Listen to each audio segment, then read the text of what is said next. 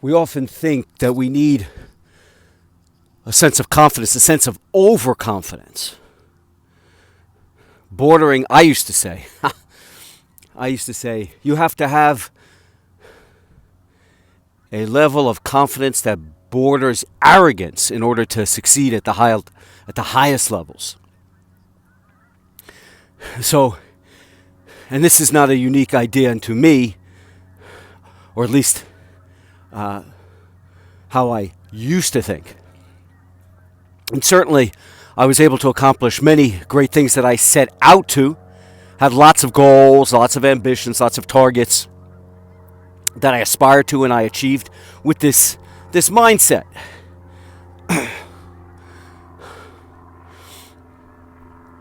But there's an Achilles heel to this, because you're only ever going to get so far. You're going to end up never reaching your full potential with this mindset. Because although we believe that we have to have this certainty, this extreme confidence, this assuredness, and for many of us, that becomes, and it manifests as arrogance, conceit, even hubris. And this is where you become like Icarus and fly too close to the sun, and your wings get burned because you think you can be like a god. All the technology we create, all the mountains we climb, all the towers that we build, they're always rendered asunder because we go too far in our hubris, in our conceit, in our arrogance. And we forget where true strength lies.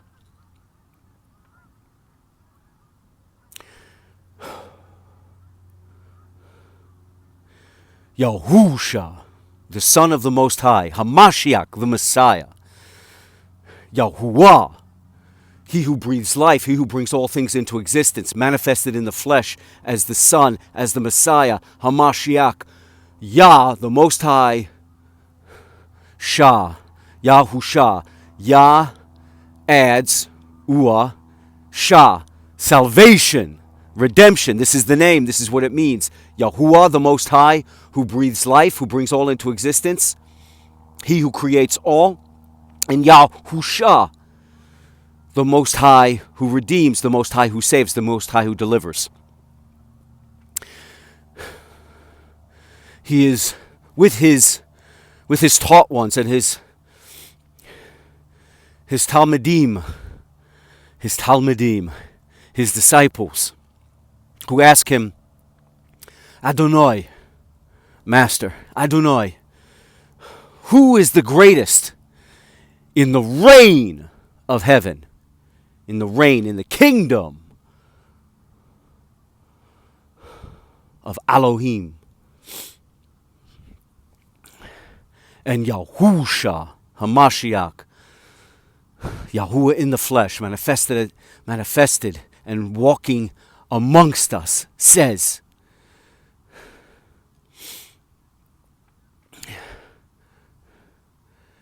that whoever it is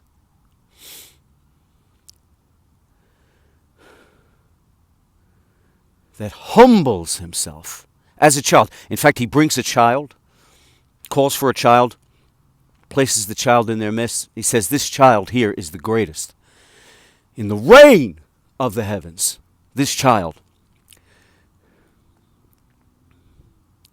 And whoever is innocent as this child, has humility as this child, is humble as this child, is the greatest in all the reign of heaven.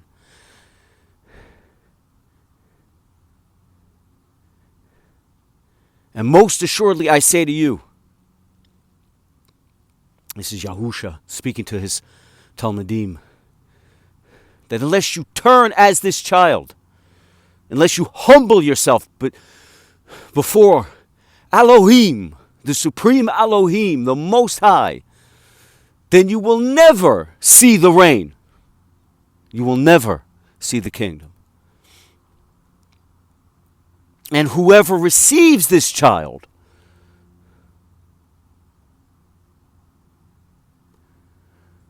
will be the greatest in the kingdom.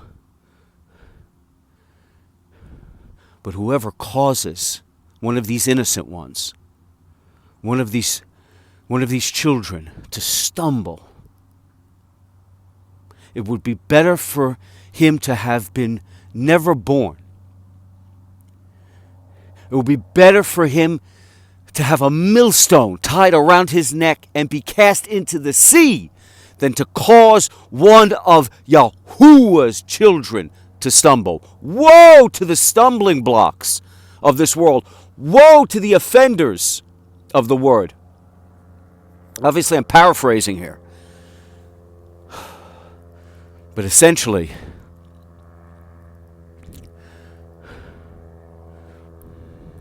those who humble themselves, those who show humility, those who are purified and become as innocent as children before the Father, before Abba, before the Creator of all things, therein lies true strength. Therein lies the real ability to accomplish anything, because as Yahusha says, if you have the faith of a mustard seed, then you can tell this mountain to move from here to there, and the mountain will move. You can only do that when your life is not rocked with skepticism. See, here's the thing about this idea of overconfidence, supreme confidence, assuredness, which becomes arrogance and conceit and ultimately hubris, is that this does not give you the ability to accomplish all the dreams that you have, the goals that you have, the ambitions that you have. True strength, the ability to be anything, to do anything, to become anything, to do anything great, lies in being humble and having humility.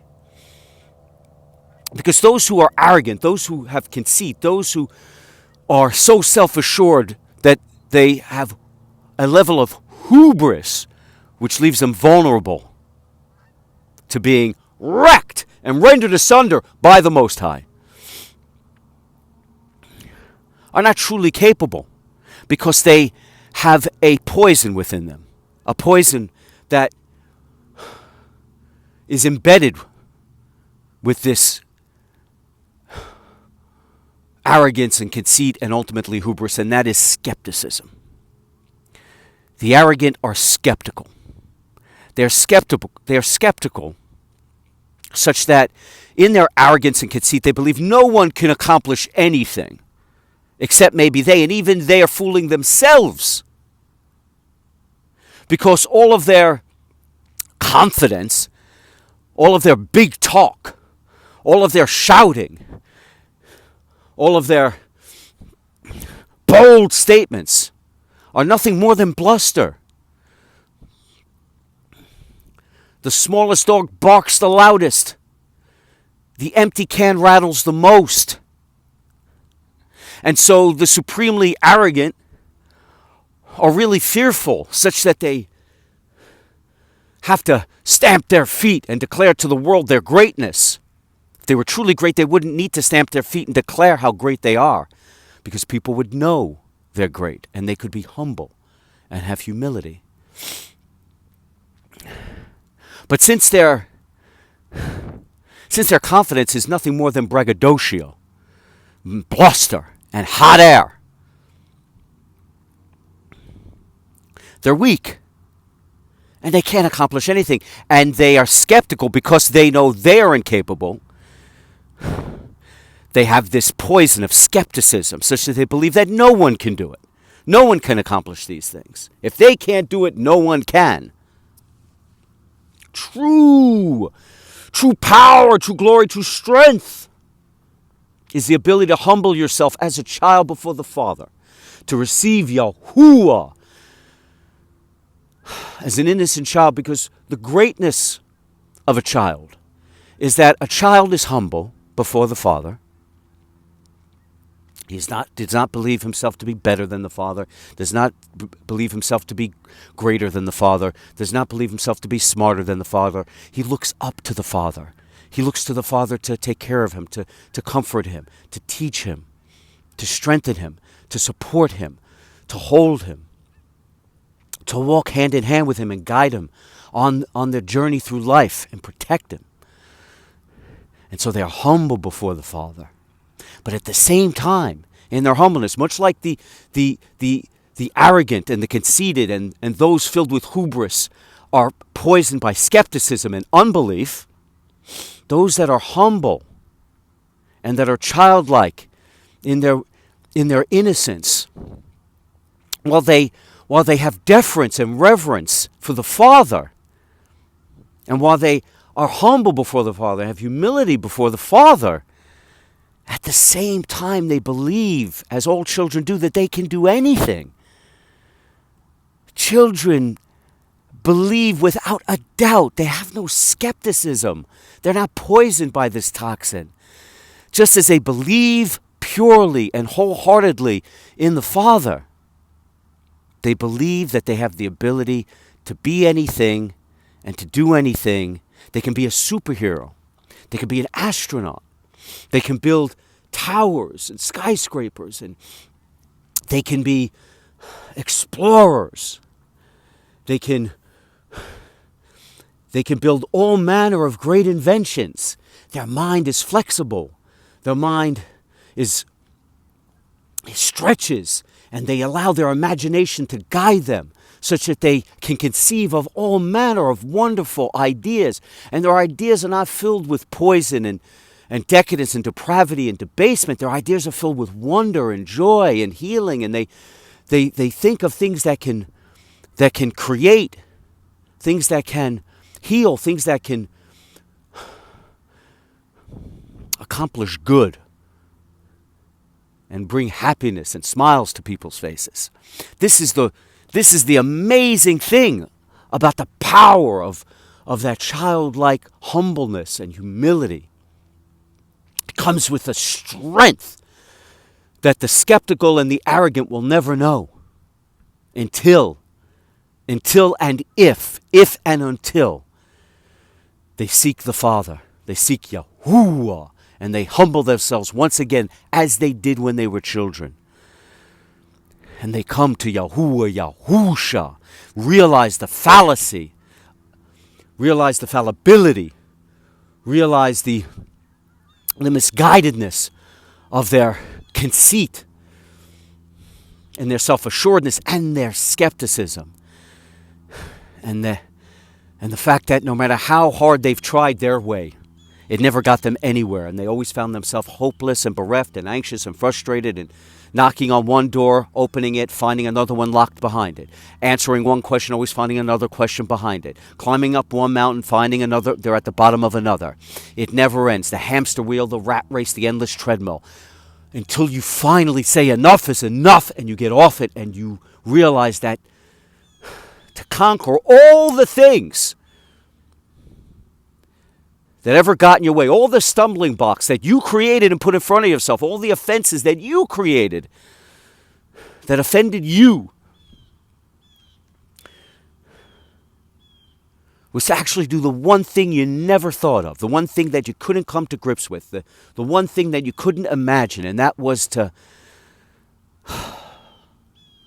get out of your own way and surrender. It's super hard for us to give up control. We think we're in control of anything. We control nothing. And the minute we realize this and come to Yahuwah, Yahusha, and surrender completely, ask for his salvation, become flooded by the Ruach, the breath of Yahuwah, the set-apart spirit, and we are baptized in that moment. We're baptized with the Ruach HaKodesh, the breath of Yahuwah, which fills us with love and washes over our heart like a tsunami and heals us instantly, floods our heart with joy and healing and love and peace and everlasting life. The light shines down on us, the light shines forth from within us, and the light shines down on that narrow path that we now finally see, the narrow path that leads to the narrow gates that lead to the kingdom to come, the rain, The reign of Yahuwah, Yahusha, who will manifest once again in the flesh, live amongst us once again. And where we will have no more death, no more murder, no more war, no more misery, no more pain, and no more suffering. No more evildoers, corrupters, misleaders, deceivers, no more defilement, decadence, depravity, debasement, no more haters, detractors, psychic vampires, negative influencers, no more Hashatan, no more Satan, no more demons, no more evil whisperers. They're all of it crushed beneath his feet. And there's only everlasting love, everlasting peace, everlasting healing, everlasting joy, and everlasting life. And we know and receive and understand the word. We understand and see the way, the truth, and the life. And we can love Yahuwah Yahusha with all of our hearts, souls, minds, and strength in a manner that pleases him most, because we will never stumble again. We'll be perfect once again as we were when we were created in the first days by Yahuwah, and made perfect in his image, created, and in being washed over and cleansed and being baptized by the Ruach, the set-apart Spirit, and by fire, such that our hearts are purified of all toxins, of all poisons, of all skepticism, of all hatred, of all jealousy, of all envy.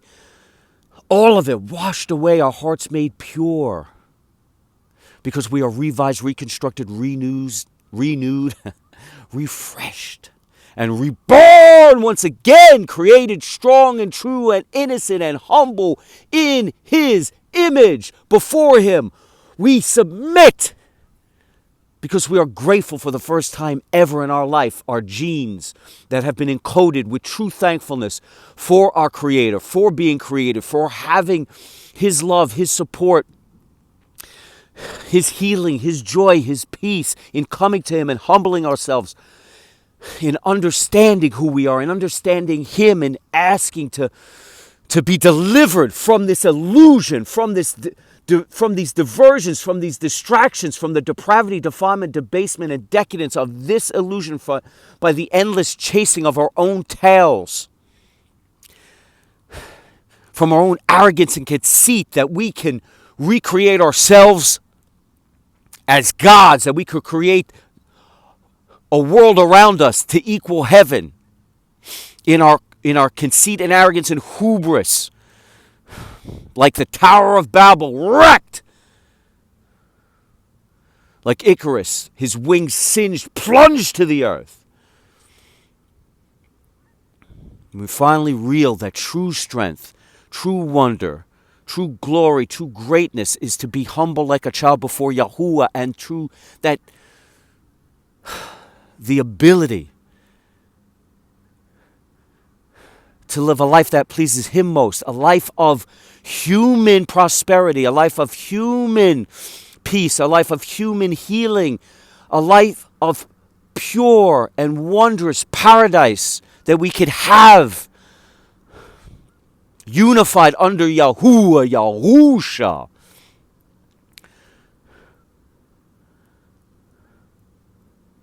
Comes with that innocence, comes with that humility, comes with that humbleness, that we're willing to surrender, give up control over what we have no control over, submit before him, and ask him, please, Yahuwah Yahusha, dissolve my ego and turn me into dissolve my will. May your will be done within me. May your will be done on earth as it is in heaven. And may my ego completely be dissolved, and may it become an instrument of your will and a vessel for your message. And in surrendering completely to him and asking him to guide us, to direct us, to show us how to live our lives in a manner that pleases him most, then you will know an assuredness, a certainty, a calmness, a peace, a humbleness, a humility, and a strength, such that you know that with Yahuwah Yahusha, all things are possible and that you can accomplish all things when you move and groove and walk with Yahuwah Yahusha, because with Yahuwah Yahusha all things are possible, and when you walk with Yahuwah Yahusha, you walk in the light, because he is the light of this world, such that the darkness that you stumbled in your whole life cannot comprehend, cannot overcome. Now you walk in the light. Now you are renewed, revised, refreshed. Now you know the way, the truth, and the life. Now you walk the path, the narrow path, and the Ruach, the breath of Yahuwah that lives within you, that heals you, the light that is within you, that bursts forth from you, that all can see your dynamism, your robustness, your energy, such that it can act like a beacon for them, because they can see now that if you, who were once like them, lonely, hopeless, frustrated, anxious, longing, thirsting, hungering, chasing cheap thrills, cheap highs, cheap titillation. If we can be saved, then they can be saved. And that same light that illuminates the path of righteousness, of redemption, the narrow path that leads to the narrow gates of the kingdom to come, you can now see it, so you can now walk it, and the breath of Yahuwah compels you to stay on it.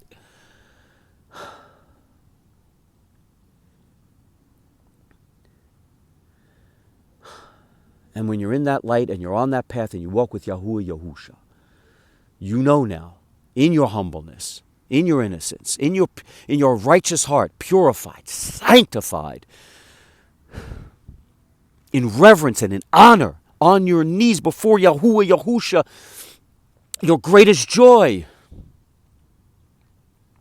to humble yourself before him, and in asking him to guide you and to show you how to live your life in a manner that pleases him most. He wants you to prosper. He wants you to be healthy. He wants you to be strong for him. He wants you to help. He wants you to love him with all your heart, soul, mind, and strength, and to love your fellow man as you love yourself. That is the singular commandment that Yahuwah Yahusha gave us to guide our life, the wellspring from which all good, productive, prosperous, healthy, and wholesome things spring. All the other commandments spring from that one simple commandment to love Yahuwah with all your heart, soul, mind, and strength. Love your fellow man as you love yourself, and in so doing,